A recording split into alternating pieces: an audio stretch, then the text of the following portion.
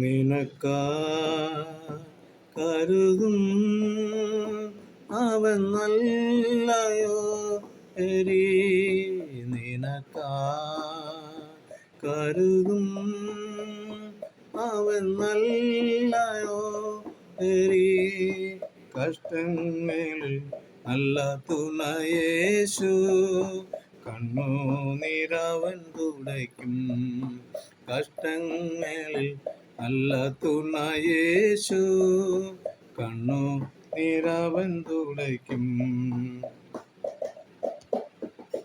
വാഗ്ദത്തം നമ്മുടെ നിക്ഷേപമേ വാക്കു പറഞ്ഞവൻ മാറുകില്ല വാഗ്ദത്തം നമ്മുടെ നിക്ഷേപമേ വാക്കു പറഞ്ഞ മാറുകില്ല വാനവും ഭൂമി മാറിടുമേ വചനങ്ങൾക്കോ ഒരു മാറ്റമില്ല വാനവും ഭൂമി മാറിടുമേ വചനങ്ങൾക്കോ ഒരു മാറ്റമില്ല നിനക്കാ കരുതും അവൻ നല്ലയോ എരി കഷ്ടങ്ങളിൽ നല്ല തുണയേശു കണ്ണുനീരവൻ തുടയ്ക്കും കഷ്ടങ്ങളിൽ നല്ല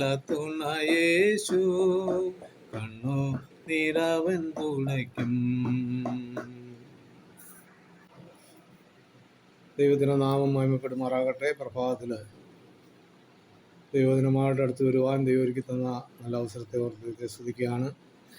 കർത്താവായ യേശു ക്രിസ്തു ചില കാര്യങ്ങൾ പറഞ്ഞിട്ടുള്ളതിൽ 1-2 വിഷയങ്ങൾ ഓർപ്പിക്കാനാണ് ഞാൻ പകൽ സമയത്ത് ആഗ്രഹിക്കുന്നത്. യേശു പറഞ്ഞു, ഞാൻ നിങ്ങളെ സ്നേഹിച്ചിരിക്കുന്ന പോലെ നിങ്ങളും തമ്മിൽ സ്നേഹിക്കണം. ഞാൻ നല്ല ഇടയനാകുന്നു, നല്ല ഇടയൻ ആടുകൾക്ക് വേണ്ടി തൻ്റെ ജീവനെ കൊടുക്കുന്നു. കർത്താവായ യേശു ക്രിസ്തു തൻ്റെ പരസ്യ ശുശ്രൂഷാവേളയിൽ പല കാര്യങ്ങൾ ഓർപ്പിച്ചതിൽ അനേക വാഗ്ദാനങ്ങളൊക്കെയും കർത്താവ് നൽകിയിട്ടുണ്ട്. അത് വാഗ്ദാനങ്ങൾ ലോകം തരുന്ന ഒരു വാഗ്ദാനമല്ല കർത്താവ് തന്നത്, വാഗ്ദത്തങ്ങൾ. ആ വാഗ്ദത്തങ്ങൾ ഓരോ ദൈവജനത്തിൻ്റെയും ജീവിതത്തിൽ പ്രത്യാശ ഉളവാക്കുന്നതാണ്. കാരണം ജീവിച്ചിരുന്ന കാലത്ത് പറഞ്ഞ കാര്യങ്ങൾ അതുപോലെ സംഭവിക്കുന്നുണ്ടെങ്കിൽ ഇനിയും സംഭവിക്കാനുള്ളതും സംഭവിക്കുമെന്നുള്ളത് ഒരു തീർച്ചയായ വിഷയമാണ്. ഞാൻ ഒരു കഥ കേട്ടിട്ടുണ്ട്. ഒരു ഭാര്യ തൻ്റെ ഭർത്താവിനോട് നിങ്ങൾ എന്നെ സ്നേഹിക്കുന്നെന്ന് വിവാഹ സമയത്ത് പറഞ്ഞതല്ലാതെ പിന്നീട് ഒരിക്കലും പറഞ്ഞിട്ടില്ല. ഭർത്താവ് പറഞ്ഞു, നീ പറഞ്ഞത് ശരിയാണ്, ഞാൻ പറഞ്ഞതിന് എന്തെങ്കിലും വ്യത്യാസം ഉണ്ടാകുന്നെങ്കിൽ ഞാൻ നിന്നെ അറിയിക്കാം. എൻ്റെ ആദ്യത്തെ വാക്കിന് ഇതുവരെ വ്യത്യാസം വന്നിട്ടില്ല, പിന്നെ എന്തിനാണ് അത് തിരുത്തി പറയേണ്ടത്? പ്രിയ ശ്രോതാക്കളെ, നമ്മുടെ രക്ഷകനും വീണ്ടെടുപ്പുകാരനുമായ ക്രിസ്തു നമ്മെ സ്നേഹിച്ചു. നാം ക്രിസ്തുവിനെ തിരഞ്ഞെടുത്തതല്ല, ക്രിസ്തു നമ്മെ തിരഞ്ഞെടുത്ത് സ്നേഹിച്ചു. അനേക വാഗ്ദത്തങ്ങൾ നമുക്ക് തന്നിട്ടുണ്ട്. ആ വാഗ്ദത്തങ്ങൾക്കൊന്നിനും ഇതുവരെ മാറ്റം സംഭവിച്ചിട്ടില്ല. യേശു പറഞ്ഞു, ഞാൻ നിങ്ങളെ സ്നേഹിച്ചതുപോലെ നിങ്ങളും അന്യോന്യം സ്നേഹിക്കണം. ഇക്കാലങ്ങളിൽ മനുഷ്യന് ദൈവത്തെ സ്നേഹിപ്പാനോ ദൈവിക വാഗ്ദത്തങ്ങളെ പ്രാപിച്ചെടുക്കുവാനോ സമയം കണ്ടെത്താതെ സ്വന്തം താല്പര്യങ്ങൾക്കനുസരിച്ച് ജീവിതം നയിക്കുകയാണ്. പിന്നെ എങ്ങനെ മറ്റൊരുവനെ സ്നേഹിക്കാൻ സാധിക്കും? നാം പാപികളായിരിക്കുമ്പോൾ തന്നെ ക്രിസ്തു നമ്മെ സ്നേഹിച്ച് ആ ക്രിസ്തുവിനെ ജീവിതത്തിൽ ഏറ്റുകൊള്ളുവാൻ സാധിക്കാതെ ജഡാഭിലാഷങ്ങളെ സന്തോഷിപ്പിക്കാനുള്ള വ്യഗ്രത ആണ് അനേകരിലും കണ്ടെത്തുന്നത്. ജീവിതം വെറും ശൂന്യമാണ് എന്നോർക്കണം. എന്നാൽ ജീവിതത്തിന് വിലയുണ്ടാകുന്നത് ക്രിസ്തുവിന് 1-ാം സ്ഥാനം കൊടുക്കുമ്പോഴാണ്. കണക്ക് പഠിക്കുന്നവർക്കറിയാം പൂജ്യത്തിന് വില ഉണ്ടാകുന്നത് എപ്പോഴാണെന്ന്. നാം 10,000 പൂജ്യങ്ങൾ എഴുതിയിട്ട് അവസാനം 1 ചേർത്താൽ ഉള്ള വിലയും 1-ന് മുൻഗണന നൽകിയിട്ട് പിന്നെ 10,000 പൂജ്യങ്ങൾ എഴുതിയാൽ ഉള്ള വ്യത്യാസവും നമുക്ക് മനസ്സിലാക്കുവാൻ തക്കണം സാധിക്കും. ഇതുപോലെയാണ് മനുഷ്യജീവിതത്തിൽ നിന്ന് നമുക്ക് തന്നെ 1-ാം സ്ഥാനം കൊടുക്കും, അവസാനം ക്രിസ്തുവിനും. അതിനാൽ ഒന്നും സംഭവിക്കുന്നില്ല. ദൈവവചനം പറയുന്നത്, മുന്നമേ ദൈവത്തിൻ്റെ രാജ്യവും നീതിയും അന്വേഷിപ്പീൻ, അതോടൊപ്പം സകലവും ലഭിക്കുമെന്നാണ്.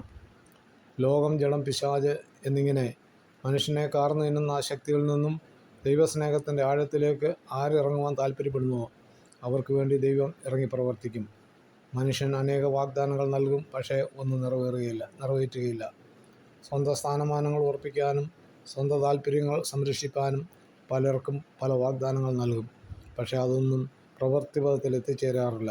എന്നാൽ വാഗ്ദത്തങ്ങൾ നൽകി ജനത്തെ കബളിപ്പിക്കാതെ എത്തേണ്ട സ്ഥാനത്ത് എത്തിക്കുവാൻ വാക്ക് പറഞ്ഞാൽ മാറാത്ത ഇത് യേശുവിന് മാത്രമേ സാധിക്കൂ. ഞാൻ നിങ്ങളെ അനാഥരായി കൈവിടുകയില്ല. ജീവിച്ചിരിക്കുമ്പോൾ പറയുന്ന കാര്യങ്ങൾ സംഭവിക്കുമെങ്കിൽ പിന്നീട് ഉള്ളതും സംഭവിക്കും എന്ന് നമ്മൾ പൂർണ്ണമായിട്ട് വിശ്വസിക്കണം. അങ്ങനെയുള്ള വാഗ്ദാനങ്ങളും വാഗ്ദത്തങ്ങളുമാണ് ക്രിസ്തു തൻ്റെ ജനത്തിന് നൽകിയിരിക്കുന്നത്. ആകയാൽ ഒരിക്കൽ ക്രിസ്തുവിനെ അറിഞ്ഞും സ്നേഹിച്ചും ഇരുന്ന് എന്നല്ല, എൻ്റെ ജീവകാലമൊക്കെയും ദൈവത്തെ സ്നേഹിക്കും എന്നുള്ള ഉറച്ച തീരുമാനത്തിൽ എത്തിച്ചേരുവാനിടയാകട്ടെ. ക്രിസ്തീയ ജീവിതം വൺസ് അപ്പോൺ എ ടൈം അല്ല, പ്രത്യുത എവരിഡേ ലൈഫാണ് എന്ന് അത് മാറ്റിക്കൊണ്ടു പോകാൻ സർവശക്തൻ എല്ലാവർക്കും സഹായിക്കട്ടെ. ഞാൻ പോയി സ്ഥലമൊരുക്കി പിന്നെയും നിങ്ങളെ എൻ്റെ അടുക്കൽ ചേർക്കുമെന്ന് വാഗ്ദത്തം ചെയ്ത അരുമനാഥൻ്റെ കാലൊച്ചവാതുക്കൾ ആയിരിക്കുന്നു. ആകയാൽ വിശുദ്ധിയെ തികച്ച് ഒരുങ്ങി നിൽക്കാം. നമ്മുടെ കർത്താവ് വേഗം വരുന്നു. ദൈവമായ കർത്താവ് ഏവരെയും അനുഗ്രഹിക്കുമാറാകട്ടെ. തിരുവചന ഭാഗം തുടർന്ന് ലഭിക്കുവാൻ ഈ വീഡിയോ ലൈക്ക് ചെയ്യുക, ഷെയർ ചെയ്യുക, സബ്സ്ക്രൈബ് ചെയ്ത് സപ്പോർട്ട് ചെയ്യുക. അടുത്ത വീഡിയോയുമായി നമുക്ക് വീണ്ടും കാണാം.